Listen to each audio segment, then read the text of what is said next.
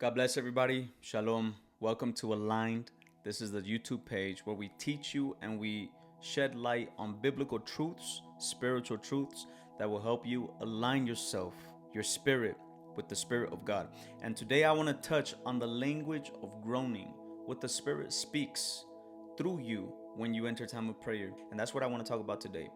I want to talk about what it is, why it happens, and what we could do. Stay tuned to the end of the video so you could see some practical ways that you could apply in your spiritual life, in your prayer life, so you could grow as well, praying with the Spirit. Now, firstly, I want to start off by reading a verse. Romans chapter 8 verse 26 says, "The Spirit himself makes intercession for us with groanings which cannot be uttered." Now the question is, why is it that the Spirit needs groanings to communicate what's going on internally? Notice how the passage or the Bible doesn't say that the Spirit is using a language, English, Spanish, French. He's not using an earthly language to communicate something. So this is a pre-verbal language, something that bypasses the human intellect, that passes your emotions. It's something that is not understood but needs to be communicated, right? Now, why is it that the question is, why not use words? We have to understand that the human language is limited, especially the English language. It's limited. That's number one. Number two, the reason why the Spirit doesn't use words or the human language is because words cannot contain eternity. Words don't have the capacity to contain eternity. This is why when the Spirit needs to communicate something through us, it doesn't use words, it uses groanings. Now understand that there's a prophetic nature to the groaning. Why is it that the Spirit is using groanings? When you go back to the book of Genesis and you see before everything was created in regards to nature and everything on earth, because Genesis 1 says, "In the beginning God created the heavens and the earth." So we see the creation of heaven and earth. But then in verse 2 we see that the Spirit, it says that the Spirit hovered over the face of the waters. Now when you look at the word hovered, in Hebrew it's rakaf, which simply means it's a vibration, it's vibrating, it's a groaning, it's a sound that's being produced. And after or because of the Spirit hovering, God was then able to release the word and bring light into creation and everything that we see on earth today. Now, what is the prophetic nature of groaning? Understand that groaning is a creative sound. What does this mean? Just how God used, or just how the Spirit hovered over the face of the waters to prepare the atmosphere for God to create, that's the same situation. That's exactly what's going on in your prayer room when the Spirit wants to take over you through your yielding to intercede through you. So when the Spirit is groaning or begins to groan through you, the Spirit of God is releasing a creative sound. What does this mean? This means that God is literally releasing a creative force through you and releasing it into the atmosphere through you. So when you yield to groaning, God uses you as a vessel to push heaven into earth. You become a meeting point. You become a portal, a gate. This is the power of groaning. Now, the question is, how does it feel? What is groaning, Johnny?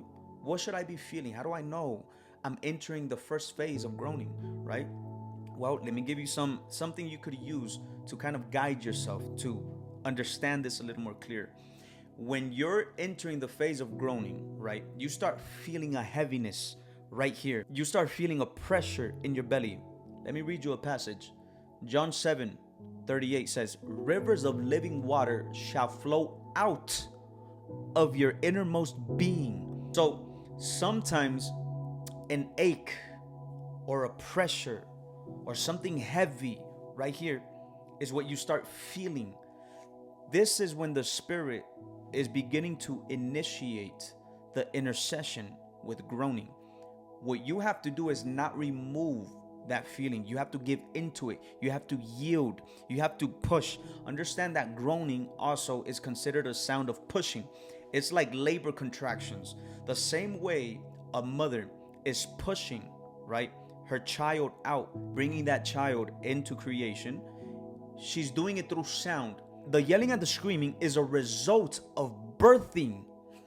So when the Spirit uses you in intercession and groans, you're birthing something in the Spirit.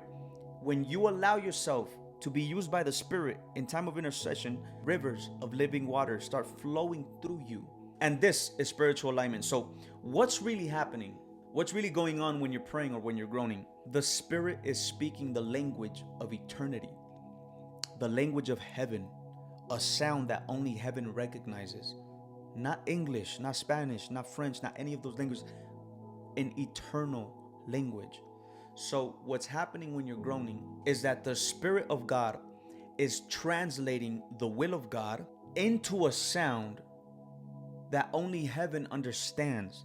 So every groan, this means that every groan is a push in the Spirit. It's a labor contraction. It's a birthing in the Spirit. And this is bringing forth a promise. Some promises aren't made only with declaration. Some promises have to be brought out through groanings. So we have to learn how to groan in the Spirit. Allow the Spirit to groan through us. Now, what are some practical things that you could do, right, to start growing in this and allowing yourself to be used by the Spirit in this time of intercession? Set aside 10 minutes of silence. Set aside 10 minutes of silence. No music, no distractions. You could start with music, but I would suggest leaning off of that and just practice silence, stillness and silence. Then pray to the Holy Spirit and ask the Holy Spirit, tell the Holy Spirit, I yield my voice, I yield my body, I give myself to you, my whole being. Control it. What you want to speak or what you want to express, do it through me. Don't seek for a vessel. You have one right here. I am here. Use me. When you start feeling something, right? Don't resist it. Start feeding into it. Push it. Start growing, and you'll see that it'll start increasing gradually. Once you're done, if you don't feel anything the first session or second session or the first couple of minutes, it's fine. It's okay. Remember that your relationship with God is gradual. It goes from glory to glory, from level to level. You have to mature into this. You have to grow into this. After, right, your prayer session, take a journal and write down what you felt. I said this, and I felt something heavy in my chest.